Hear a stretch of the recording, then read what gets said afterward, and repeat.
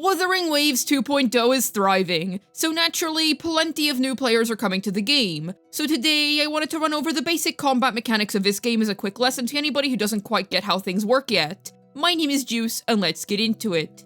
To begin, every character has a Forte Bar. This will always be at the bottom of the screen, above every character's HP bar. It can look different depending on what character that you're playing. For example, some have a simple full line that you can fill up.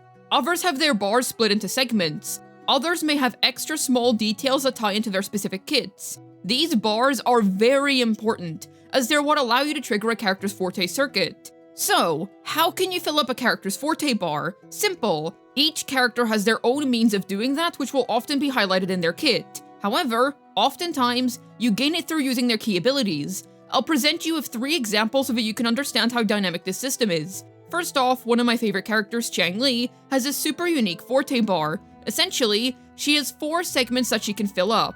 You can fill Chang-Li's segments from either attacking with her skill or for doing continuous basic attacks. You can also completely fill it up all at once for using her ultimate. Then, when you have all 4 segments, you hold down to cast her big Forte heavy attack. Then you have a vastly different character, Jojo. The way that she fills up her bar is by either doing basic attacks or intro skills, which we'll get onto later. You want to fill up all 3 segments so that after you use her skill, you can hold down to do her special Forte heavy attack, which will summon her 3rd crane.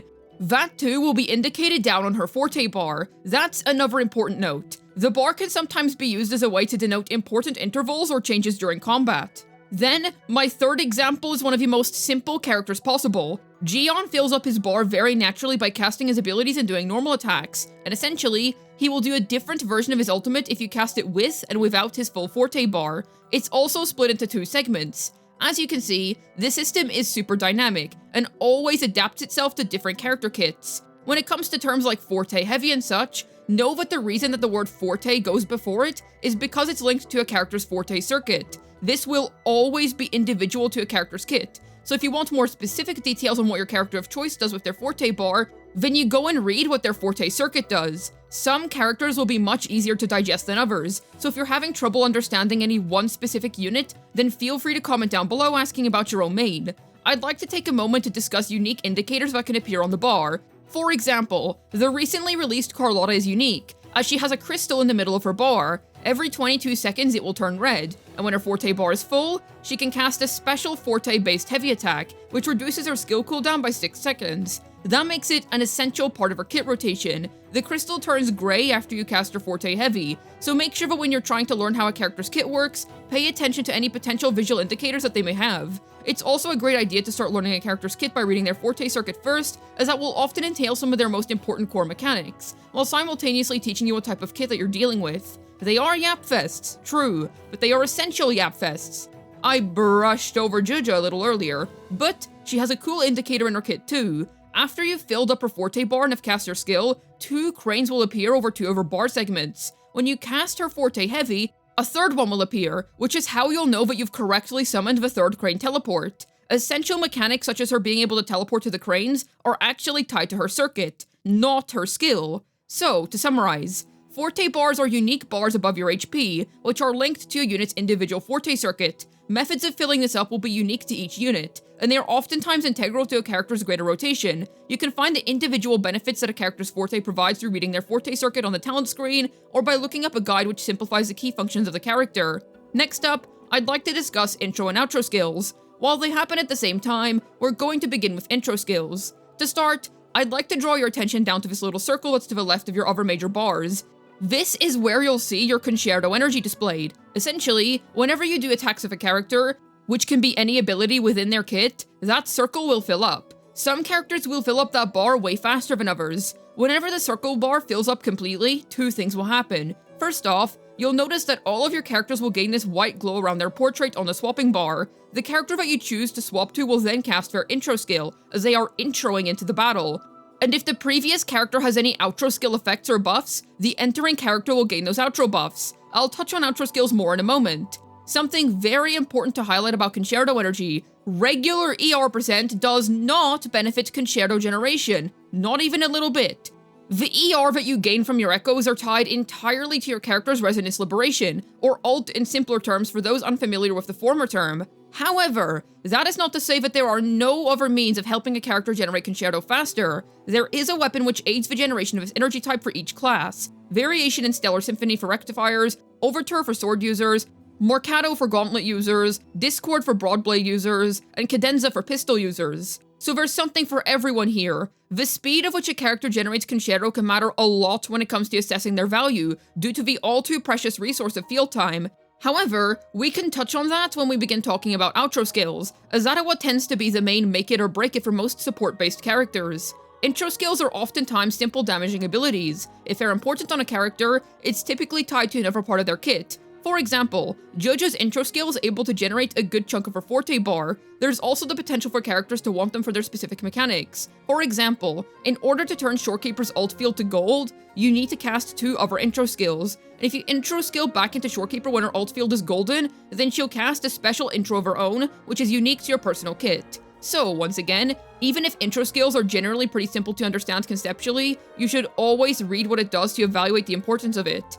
Besides, if you're playing correctly, you'll want to fill every character's Concerto bar before swapping, so you'll experience every character in a team's intro skill at least once while playing said team. However, as I said before, the importance of said ability can vary. Also, it can depend on character. Sometimes you're going to want to swap off of a unit to go do something else on another character before finishing their full rotation, whether that be building Forte, casting an Echo, or employing some other team-specific techniques. It entirely depends on the team that you're playing. Example units include Yinlin, Changli, and Sanhua. This mostly applies to quick swap heavy teams. So, a quick summary. The Concerto bar is seen around this little circle which is visible next to your HP and Forte bar, and it fills up when you do attacks. Different characters fill it up at different speeds, which can determine their viability in certain comps. And whenever it's full, your teammates will have a white aura around their portraits indicating that you can swap to them and trigger their intro skill. Great job for being able to follow this far. It's a lot of information to take in at once, so feel free to pause and take a moment to process information, or rewind to listen to a certain explanation again. If you feel confident in your current understanding of the Forte bar and intro skills, we can then move on to explaining outro skills. In very basic terms, an outro skill happens at the same time as your intro skill. As your new character enters the field, the one that you swapped off of will do an attack of sorts before disappearing, passing on any buffs or any effects that might be within said outro skill. This can be a very, very effective form of buffing. For example, Jojo's outro skill offers the best skill and glacial buffing in all of Wuthering Waves. You can tell that you have a character's given outro skill buffs by having a look above your major bars. See that little crane icon? That's how you know that Jojo's outro skill successfully happened, and that she's buffing the next character in the team. These, once again, vastly differ from character to character. Make sure to read what each character's outro skill can do, as that will determine who you want to swap into after filling up a given character's Concerto bar. For example, if you're playing a team of Carlotta, Jojo, and Shorekeeper, it would be pretty dumb to swap from Jojo into Shorekeeper, effectively wasting the excellent buffs that you could have provided your main damage dealer, that being Carlotta in this specific case. Sometimes that you'll hear a character is good or bad based on their Concerto rotation. A Concerto rotation is essentially the basic string of actions that you need to take in order to trigger a unit's intro and outro skills. You'll sometimes hear of characters being completely ruined by having a poor Concerto rotation, because some characters will have really good buffs in their kit, but will be completely ruined due to their bad Concerto rotations. A bad rotation would be one that takes a super duper long time to execute, because that unit is going to end up having a stupidly long amount of field time. And field time is a very precious resource. A great example of this would be John Shin.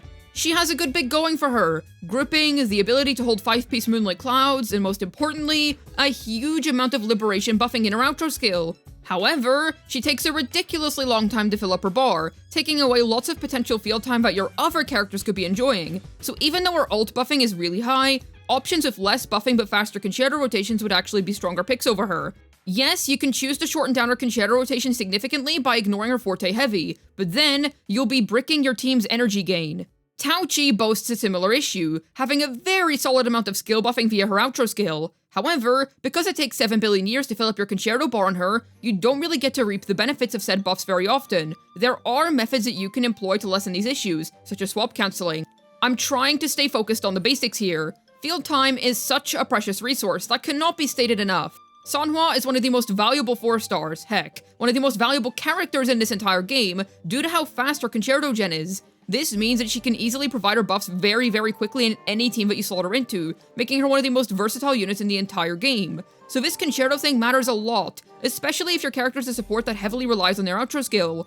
I mentioned earlier that every weapon class is a choice, which can help alleviate the burdens of generating this special type of energy. For the super slow units, putting Marcato on Jianxin and Discord on Tao Chi can really help make them more usable. Variation is one of the best 4-star weapons in the game, especially because it fits on both Verena and Shorekeeper, who are two of this game's most valuable 5-star supports. Both are very good units with solid Concerto gen already, but you can't go wrong with even more speed. There's Stellar Symphony 2 as a 5-star rectifier option. Bai Chi is a pretty solid unit too, but because she doesn't have Shorekeeper's level of buffing, her field time taken feels less justified. Variation or Stellar Symphony can greatly alleviate said issues on her. Those are all of the main units who would really want the Concerto-based weapons that we currently have in the game as of now. DPS characters can have nice outro skills too, but they're seldom ever buffs. Just a bit of extra damage. And since you can't level outro skills, that's essentially all there is to know about DPS outro skills. If you're doing your rotations correctly, you'll passively trigger them most of the time anyways. So, to summarize, outro skills happen at the same time as intros, when you swap onto another character after completely filling up a character's Concerto energy bar. The swapped off unit will do a little attack before leaving, and then provide any buffs that they might have in their kit to the swapped onto character. If you were successful in swapping, the buffs will be indicated below above the HP bar. And there you have it! Congratulations! You're now officially an expert in Wuthering Wave's basic combat mechanics. Now you understand these different tools, you should be able to understand your character kits much better now. You should be able to form and execute rotations far more effectively too. Don't worry if it's all a bit much to take in, or if you take a while to get the hang of things. It'll eventually become second nature to you. I made this video since I'd been asked by a few folks at this stage how to get better at combat in this game, or asked about how it works at its core. I felt like making a video clearing everything up in detail would be much better than explaining things in a big long wall of text with no showcases to pair with those walls of text. And what better time is there for a refresh primer on this game's combat than the launch of a brand new region? Hopefully this video was useful to any of you who didn't understand the more specific combat mechanics, or to anybody who was rather intimidated by all the common jargon thrown around regarding intros, outros, Concerto, and whatnot. If you have any further questions or more specific ideas that you want to ask about, don't hesitate to drop those words down below. I'll happily try to help you out. If you felt like you needed more elaboration on something that I said, then please don't be afraid to tell me that. As always, I have a ZZZ second channel. Head on over and subscribe if you're interested in some fun, silly ZZZ content. Hopefully this video was able to teach you the basic core combat mechanics of Wuthering Waves. This has been Juice, signing out, and no matter how good you'll get, we'll always all be subject to Echo RNG.